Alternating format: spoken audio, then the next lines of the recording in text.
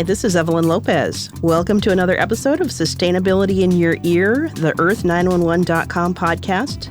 This time for the week of December 3rd, 2018, we are recording at the fabulous Moonyard Recording Studio in Tacoma, Washington. And you know what time of year we've hit? It's holiday shopping season. And today we are going sustainable shopping. Yay! Yay! Everybody loves sustainable shopping. So we're going to get better at it. We're going to get much better at it after today. So who's on the show today? We have Mitch Ratcliffe, our Earth911 publisher. Mitch, where are you today? I am in the Moonyard Studios, and I am on my own with Doug, the producer. So where are you, Mitch? Well, I am at my desk in beautiful Lakewood, Washington, where it is cold and gray. It is a very damp day in the Pacific Northwest, yes. We also have our Earth911 writers, Sarah Lozanova and Trey Granger, with us today. Sarah, where are you coming from? I'm also in a damp climate. I'm in Belfast, Maine. Ah, is it rainy or are you getting a little bit of snow? Yeah, it's something in between. The schools actually had a snow day today. Really? Yeah. It's about our third of the year so far, or of the school year. Oh, gosh, that's a lot. And Trey, where are you today? I am in sunny Arizona. Okay, so last time you were in Hawaii. Did you have a good trip? Yeah, it was nice. Good. Glad to have you. All right. Well, before we start talking about sustainable shopping, let's talk about our latest surveys on Earth911. Mitch, what did we survey recently? Well, we actually were thinking ahead to the holiday season, and we asked, do you prefer plastic or paper food packaging? Oh. And 36% of our readers, respondents, said that they prefer paper. Mm-hmm. When you put together the people who use plastic but either reuse it or recycle every bit of it, we've got more than 65% who are doing that. So that's about a grand total of, not doing the math quickly in my head. But I'm not even going to try. What ultimately, we found that only 1% of our readers say that they use plastic and don't recycle enough of it. So we've got a very conscientious group of earthlings out there. I think so. And one really honest person, I think. Or it might be two, I think. It might be two people. With the number of respondents we had. So I think that's two. And I think this is encouraging. It shows that people are thinking about what they're using, but they're also not necessarily always finding what they would like to do or like to use. So they prefer plastic, but I get the impression that some of them would like to go paper as well. Yeah. I have to say, when I'm recycling stuff, when I'm cooking, I really appreciate like pasta, which just comes in a little box and you can just put it straight into the recycling bin. No little window, nothing in it, and it's fine. I wish there was more of that. Yeah, 13% of our readers said that they like the fact they can see the contents of the package through something like that little window. So they should be stripping that piece of plastic out before they toss it in. But otherwise, very, very sustainable as usual. Very good. Good to see. So what's yeah, lots of applause. What's our next survey question? Well, we asked on Thanksgiving, and we'll have the results shortly, of what would you value most in a sustainable economy? It's kind of a hard question because we only gave you one choice. And we asked across values like equality of opportunity, but also freedom to buy and choose what one wants. So it'll be interesting to see how that falls out. I think it might show some interesting divisions within the Earthling community and how they think. Yeah, that'll be really interesting to see. So you've done a couple of really good interviews lately that are up on our website. Why don't you tell us about those? Well, and you also had one with Zest, which is an interesting food tracking system. So I encourage everybody to listen to that. Yeah, that was with Zest Labs that does a tracking from the field to delivery on food to maintain food freshness. And it was quite interesting. And I didn't, so that one must be coming up pretty soon. I didn't see it yet on the website. Well, it'll be out by the time we release this. Right. So tell me about the other two. Well, we talked to Beth Porter, who is Climate and Recycling Director at Green America in Washington, D.C., and she's just written a new book, Reduce, Reuse, Reimagine, Sorting Out Our Recycling System, the Recycling System. And she's it's a good book. It's a very interesting book that starts with stories about the Scrap for Victory recycling campaigns during World War II. And it makes the point that we can pull together when we see a real threat to our country and recycle. We did it very effectively during World War II, collecting more than 100 million pounds of metal, which were used in tanks and ships and so forth to defeat the Axis powers. The problem with global warming is you can't see it. Right. And so a lot of people simply don't have a sense of a challenge from it. And we talked about how the recycling system is in need of reimagining.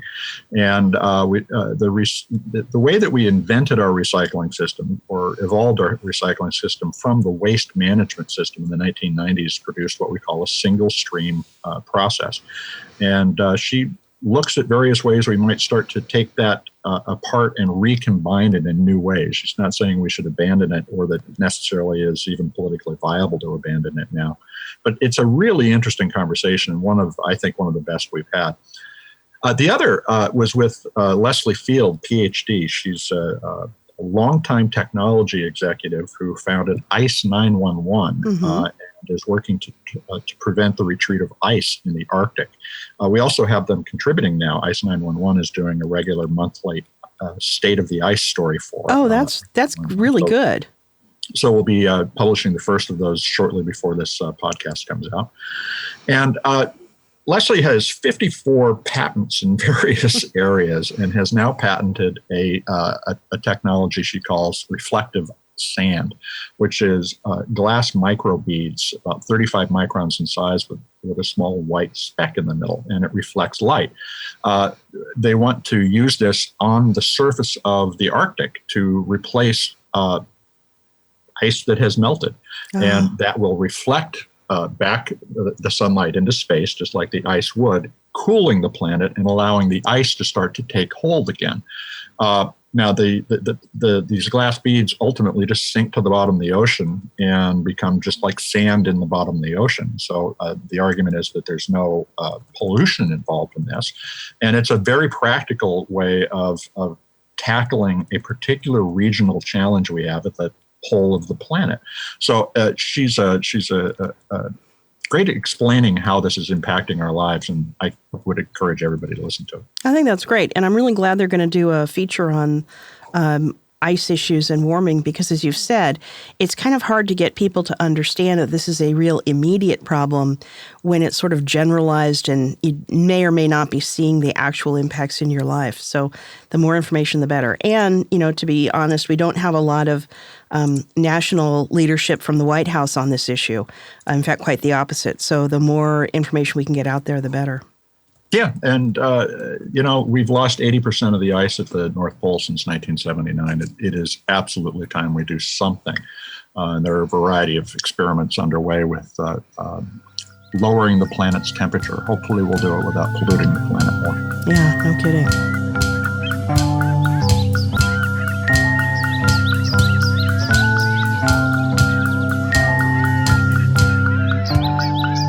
Well, let's turn now to our green shopping celebration. So, anything you might be shopping for, we probably have some answers on. And the first might be if you're shopping for a big ticket item. And Sarah, do you want to tell us about electric vehicles?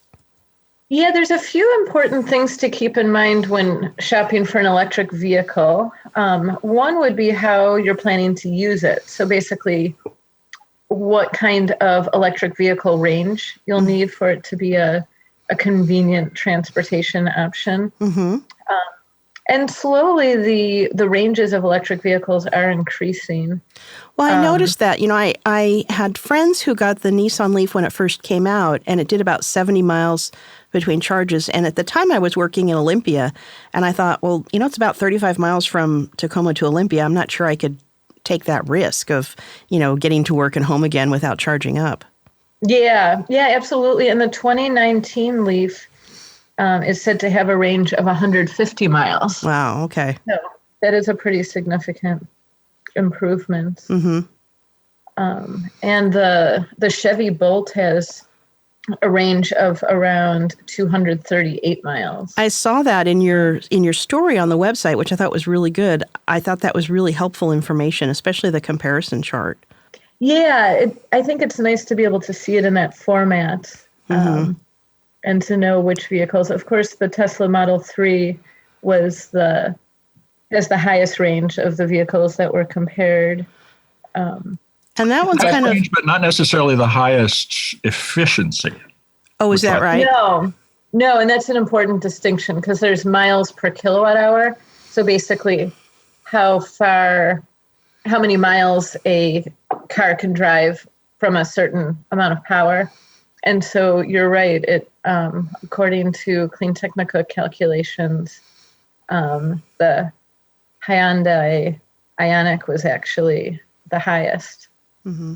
And the other thing about this, and I wanted to ask, is that you have starting prices ranging from, $29,000 up to $69,000 for the new Jaguar, which must be very cool. But do these include or factor in the credits you get when you buy? These don't include the credit. So that is a good distinction to make because there is a tax credit that's available. It's a $7,500 tax credit. Mm-hmm. And for those listeners who aren't familiar with tax credits, they're more valuable than write-offs. It's actually a dollar for dollar reduction in taxes. Yeah, that's pretty attractive. Well, it's at Best Electric Vehicles on the site, and certainly worth checking out. It's interesting, too, to note yesterday, actually, GM announced that they're discontinuing not the Bolt, but the Volt, which was the car that preceded the Chevy Bolt. And so they're moving on and starting to focus on higher efficiency vehicles. And it makes a lot of sense now that the batteries are able to carry the car for a longer range because the Volt also would use gasoline to generate electricity. Right. But it had a shorter range than the Bolt with a B. So I think it speaks to the technology advances and the range that the Bolt has been able to achieve without any gasoline. Well, and by 2025, most of the car companies say that they'll be primarily electric. And so it's good to see this happening. And if folks are interested in going out and test driving these, it's quite an experience to get in a car that makes no noise if you've never done it before. Mm-hmm. Mm-hmm. Yeah, and a lot of them have great pickup, too. Oh, yeah, all torque. Mm-hmm. So, Sarah, if I was interested in buying an electric vehicle, what are the things that you think I should consider? And I agree with you. I mean, I think for me, the biggest one would be how many miles can you get on it without charging up again? But what other considerations should I have? Another thing that I think is important to consider is where your electricity comes from, because some of us are in areas, like, say, Louisiana or Washington or Arkansas, South Carolina, or Kentucky, where there's where the power is a lot cheaper. Mm-hmm. Other people are in more expensive areas where it's going to cost more to charge. Another thing is whether, how much of your electricity is coming from fossil fuels, mm-hmm. Be it coal or natural gas, because then there will be more associated emissions with it. Even though the car doesn't give off emissions, it's important to consider the source of the electricity. Right. And then if you are in an area where there is, let's say, a lot of coal in the grid, you could consider also getting a solar system so that you'd be, in essence, charging the electric vehicle from solar energy. Yeah, that's a pretty attractive idea, isn't it? And so you also you did another story for us, getting ready for the holidays, which is 5 green fashion brands. So you could dress sustainably, drive sustainably. Yeah. Tell us about the wardrobe options. Yeah, and this is a great thing to keep in mind. It's not for your own wardrobe too, but for gifts as well. So I examined some of the clothing companies that are creating some green lines, like the H&M Conscious collection is one to look into. They feature organic linen, organic cotton, organic silk, and recycled polyester. Another one to consider is Patagonia, and they've really taken a leadership role with sustainability for years.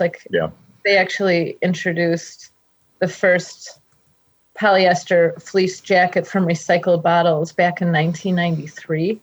Yeah. But they continue to be very innovative, and they've really embraced, things like organic cotton production for years, paying a living wage.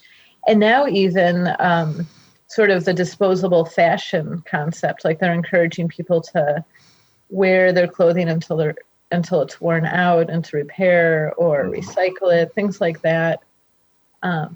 Eileen Fisher is another company. They've set some ambitious sustainability goals for 2020, and they also have strict labor standards as well. Another company to look into is Thought. They're a London-based company, and they use natural, recycled, and organic fabrics in their garments, such as hemp, bamboo, and ethically sourced wool. And then finally, Mud Jeans, which is based in the Netherlands, and they use they're really looking into cotton recycling and looking outside the box and finding new and innovative ways to do that. Like they're actually reinventing the way that jeans are owned by offering a leasing program. And then when the clothes are returned, they can use those same raw materials again in clothing. Oh, I like that. That's a real recycling thing. That's circular. Mm-hmm.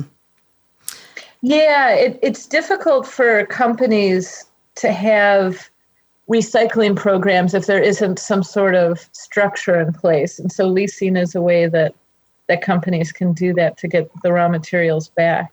Interesting. Well, what if someone is looking for something sparkly, some jewelry? Mitch, what about sustainability and ethical issues in jewelry? Well, we've had a couple of interesting interviews with ethical jewelry companies and fair trade jewelry companies in the last few months on sustainability in your ear. And we also have a new article by Gemma Alexander called How to Find Ethical Jewelry, which summarizes a lot of what we found.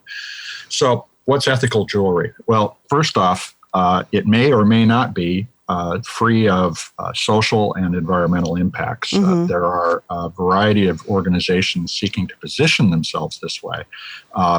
And what we found so far is that fair trade approaches, which really do provide a complete end-to-end accounting of where something came from, are very rare here in the United States. It's more common, for instance, in the UK and Europe.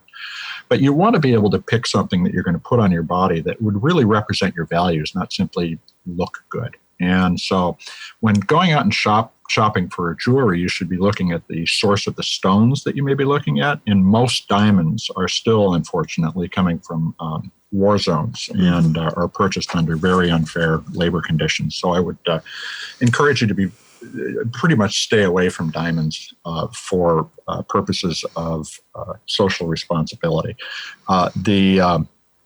There are synthetic diamonds today, and in fact, it's cheaper to make a synthetic diamond than it is to pull one out of the ground.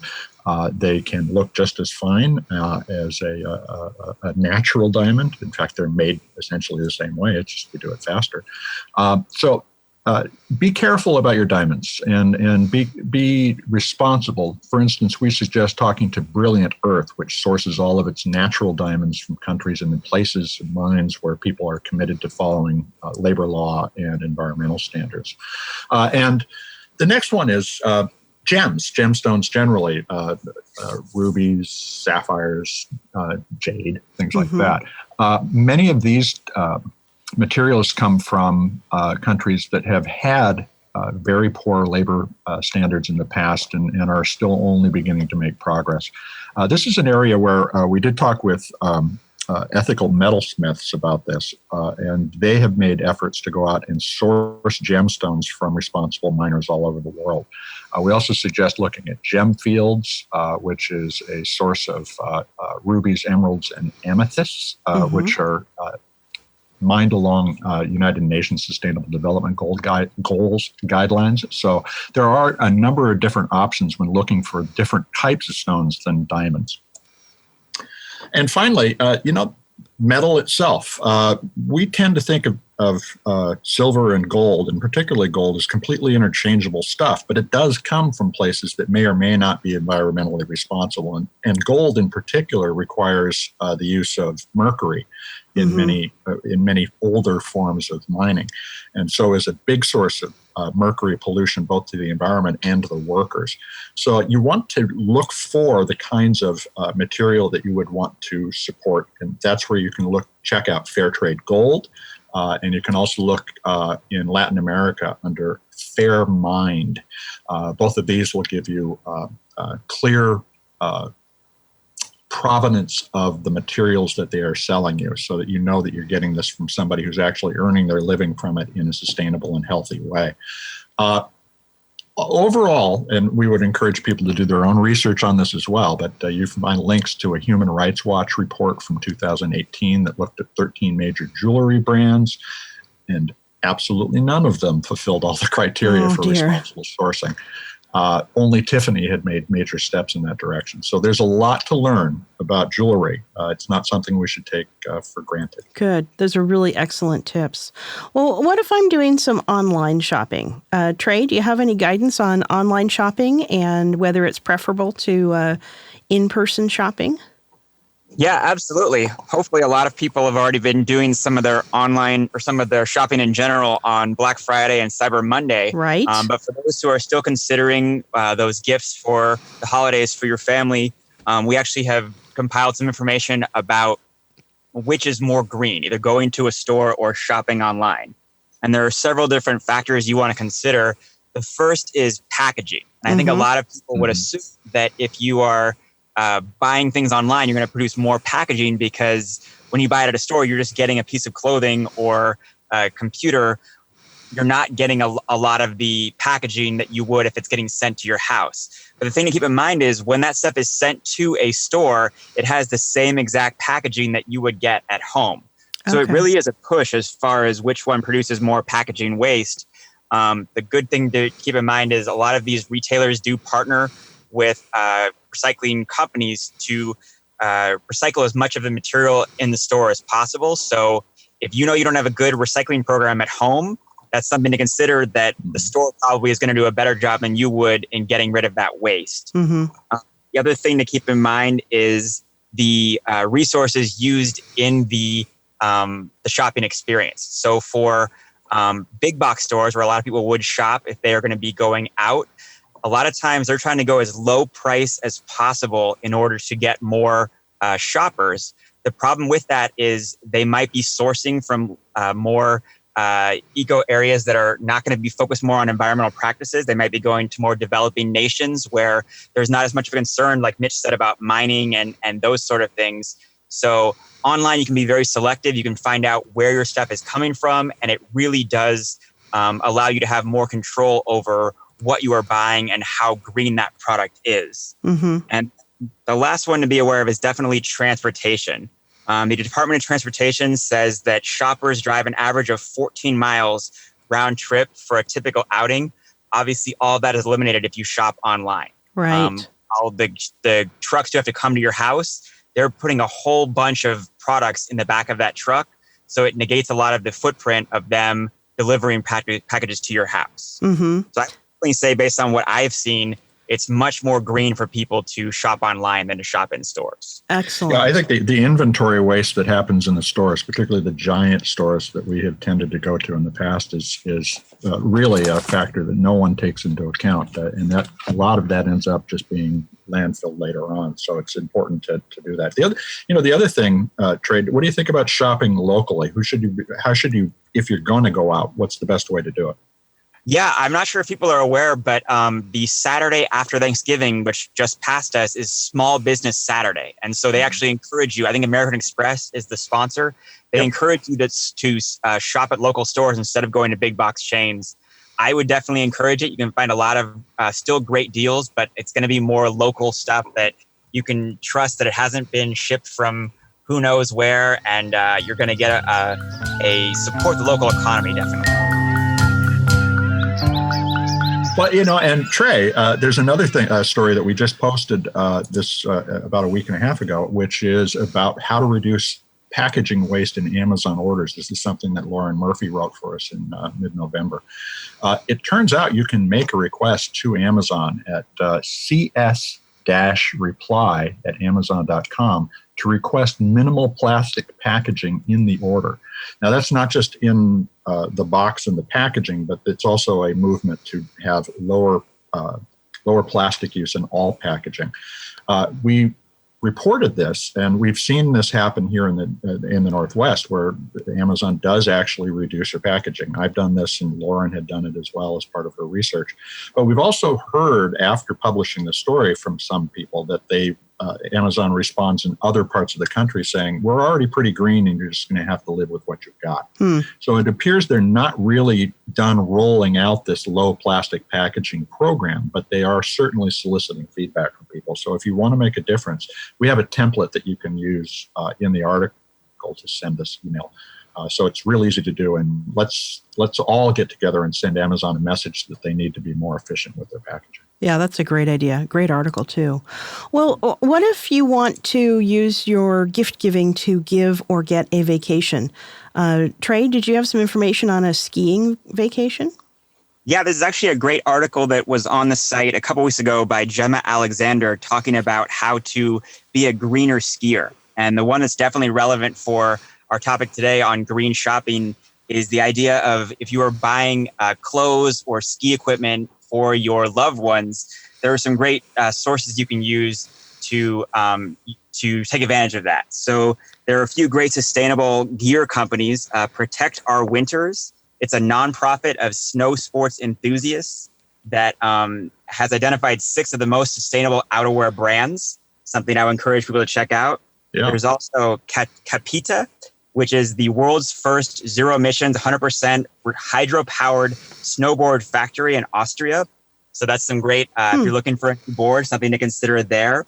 And then if you are buying new equipment and you have to get rid of old stuff, recycling is not going to be great as far as resources for these products, but donation is going to be huge. Right. North Face actually has a close-the-loop program, close with CLOTHES instead of CLOSE, that allows them to take in any brand of apparel and footwear for recycling. You can also go to secondhand stores like Goodwill and donate any unneeded ski equipment. That is great. Yeah, that information is really helpful. Well, and similarly, one of the articles that I took a look at is on our website, and it's a departure from stuff. Give the traveler in your life gift experiences. And I think this is a wonderful suggestion. I have to admit, my husband and I, we don't really exchange gifts anymore because we each have a load of stuff, and we are people who buy stuff if we want stuff. So what we do every December is we start talking about, what do you want to do for our Christmas gift this year? And sometimes it might be something not very exciting like a household repair, but other times it's usually a trip. This time I think he's going online tomorrow to get tickets to the Rolling Stones when they're down in Los Angeles in May. So Rolling Stone tickets in May. Great cool, Christmas gift. Yes, they're going to be in Seattle also. They're just also down in Los Angeles. We'll be down there. So think about getting experiences. Experiences bring people more happiness and excitement than possessions do. They create those memories that are so important. And some of the article examples are really good. One is consider getting a cooking course. Now, they're talking about this in the context of travel. I have some friends who every time they go to another country, they do a lot of research ahead of time. They use the Rick Steves information, and they one of the things they like to do is to take a local cooking course to really get in touch with the cuisine. And I think that's a fantastic idea. There's also a suggestion, get a walking or biking city tour of the place that you're going to, because you'll see the city from an entirely different point of view. The other thing they said, and this is something that I'll tell you frankly, I probably wouldn't do because I'm a little bit shy with strangers, but this is, there are some places that offer you a home-cooked meal in a local resident's home if you are traveling. And so there's a couple of apps listed that says you can book meals in the homes of local residents by looking at websites such as Eat With and Meal Sharing. So that would be a great, especially if you're kind of a little bit more of a socially comfortable person. That would be a great way to get to know things. Yeah, and I think that's, and your point about doing this during travel is great, but you can also do this at home. True. One of the things that I don't think people consider doing now is doing these same sorts of things in their own cities, or to go meet and mix with other people, or take these courses. Travel is still a major carbon impact. True. And so, we also may want to do all of these things in your own region. Well, and I think that makes sense for gifts, definitely. Some of the other suggestions are like getting passes to or memberships in your local museum. Mm-hmm. And, I know in Tacoma, I did this one year. I got us memberships at the Art Museum and the Glass Museum and I think the Car Museum. And it was great because then we sort of, not only were we supporting local activities, but we also then, any weekend that we didn't have something planned, it was, hey, you want to go to the Glass Museum? It sort of took a barrier away from getting out and about in our own community that otherwise we might have had. So That is, I think, an excellent idea. And I think everyone appreciates that too. And especially big in our area are zoo memberships. So you may want to look at that too. Zoo memberships are a great one because, it depends on how you feel about zoos too. True. But I know people who just love zoo memberships as gifts. Yeah, I think zoo memberships are great gifts. And any other tours or things in your area or when you're traveling all make an excellent gift. And I think the point of this is not so much, here's the one thing that's going to be your perfect gift, but rather when you are looking for gifts for people, consider maybe they don't need a thing. Maybe they do want a thing and you know what it is, but if they don't want a thing or if you don't know what it is, something like a museum pass would be much appreciated. Yeah. Get out of the house. Do something. So what other sustainable shopping tips do we have? Well, we did just post a new story about eco-friendly holiday gifts. It just went up in the last few days around Christmas time, and we've got ideas for animal lovers and wildlife preservationists, people with green thumbs, for outdoor enthusiasts, people who enjoy fashion, and for recyclers. So check that story out as well. It's a good source of ideas. Definitely. So new story on eco-friendly gifts. Check it out on our website.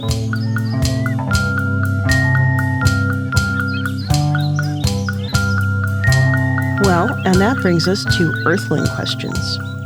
Yes. The Earthling questions are always interesting and always practical. Always good. So our first question, April in Palo Alto asks, I have an old frying pan that I want to get rid of. Where do I go to recycle it? I don't think our curbside takes metal. Well, we did a little research for April, and her curbside program does accept metal. But what she didn't tell us is whether that old frying pan was a cast iron pan or whether it was a coated nonstick pan. And that does make a difference. So the nonstick pans do need to be treated differently than the cast iron pans, and don't necessarily go into your recycling bin. Mm-hmm. Cast iron in the recycling bin. Cookware, coated cookware, not necessarily so. And so you'll need to check your local programs. Do treat the nonstick pans as having other materials and send them to the household waste repository in your city rather than just dumping in your curbside. Okay. And I guess I'll put in another plug for cast iron too. If you do have cast iron, even if it's rusty, it cleans up very easily. So if you think, my pan's rusty, I need to get rid of and get a new pan, you can look online for really great information on how to re-season your cast iron pan, and it'll last you for years. If you just don't want it, because it's a lot of older women I know actually have said to me that they don't use their cast iron skillets anymore because they're just too heavy. They're not comfortable using them with their wrists.